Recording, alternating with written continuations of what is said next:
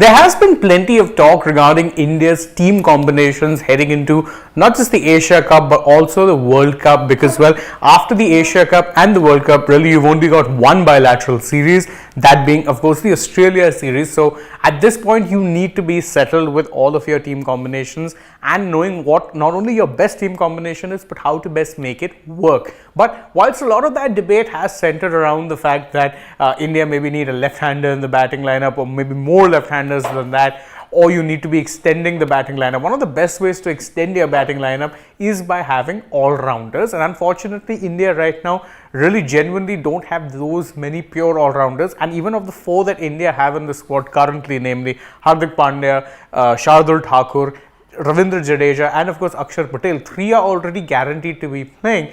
And even then you would say that India's batting lacks a little bit of depth. So maybe they could have had another option. Well, according to one former cricketer in Gautam Gambhir, they should have looked at the man on this part of your screen, Shivam Dube, as the all-rounder to be a backup to someone like Hardik Pandya. This is exactly what he had said when speaking to Star Sports. He said that one name that they being the selectors, should have definitely considered is Shivam Dube, considering the kind of form he's been in. You need a backup for Hardik Pandya. Shardul Thakur can't be that. Now that last sentence is very interesting, because when he says Shardul Thakur can't be that, I don't understand how exactly, but let's delve deeper into how what was going on in this particular conversation. Because whilst Gambhir batted heavily for Dube, there was one person who didn't necessarily agree with Gambhir's take at all, and that was of course former selector Sunil Joshi.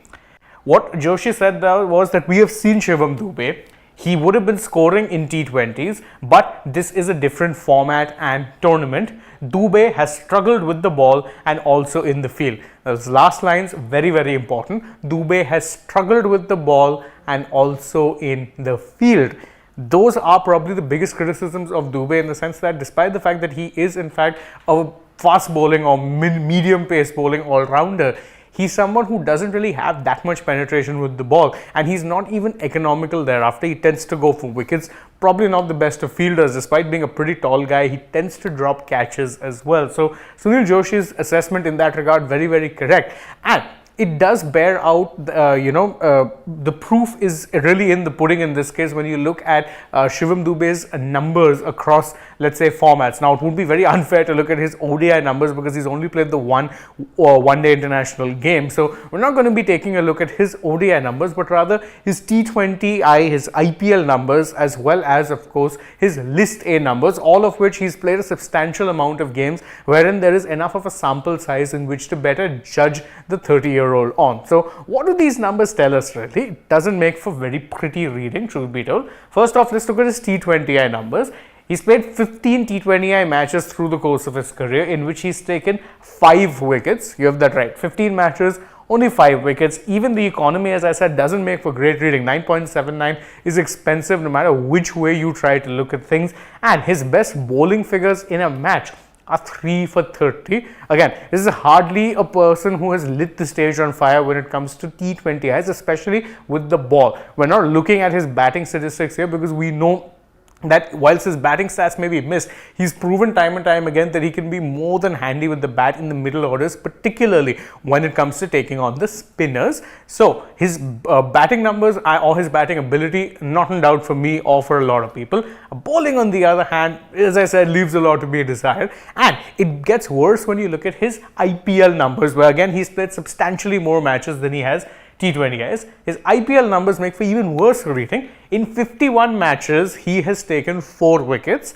and the economy rate reads 9.40, which again, definitely not the best numbers that you can be getting as a bowler. And his best bowling figures are 2 for 15. Now, this in itself is bad enough, but when you dig a little deeper and analyze it further, it becomes even worse. Because you have to remember that Shivam Dube's best IPL season was the 2023 season, in which he did not bowl a single ball. You heard that right. He didn't bowl at all during this particular season. In fact, more often than not, despite the fact that CSK sometimes lacked a little bit of depth at bowling, Dube was never given the chance to roll his arm over. In fact, in 2022, he only bowled 2 full overs, and of those 2 overs, he took no wickets and went for 36 runs, which means in 2022, his economy was 18.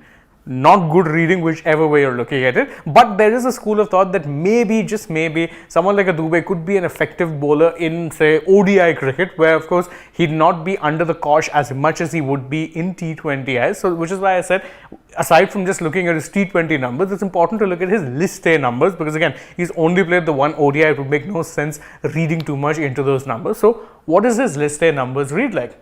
It's actually not terrible. I mean, in 52 matches, he's taken 39 wickets, which is it's okay considering the fact that he's not a frontline bowler, and his economy reads 5.37, which is very, very respectable. Best bowling figures 3 for 21. So again, if you look at his list A numbers, maybe you can make a case for the fact that yeah, he could at least be a decent enough bowler in the ODI format. But again, you have to remember, you're taking him as a backup for Hardik Pandya. Hardik Pandya, the bowler, gives you far, far more than what Shivam Dube gives you across formats. Pandya, don't forget, can crank it up to 140 and above, is very, very effective with the new ball, tends to get you wickets, will also get the ball to swing, and will guarantee you at least 5 to 6 good overs in an ODI game.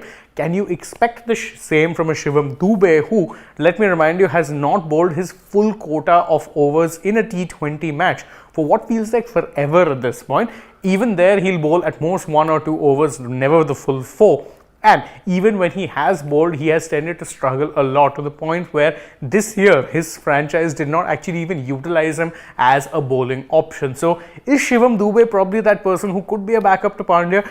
At the current evidence does not suggest it, but it does seem like the team management has acknowledged the fact that you do need a few backups, which is why you've seen Dube go to Ireland and even get to bowl a bit. He's bowled 3 overs during this tour and hasn't really looked terrible. He clearly has worked on his bowling a little bit, but again, there are doubts as to whether or not Dube could be that person who'd be a Pandya backup, especially when you look at his age.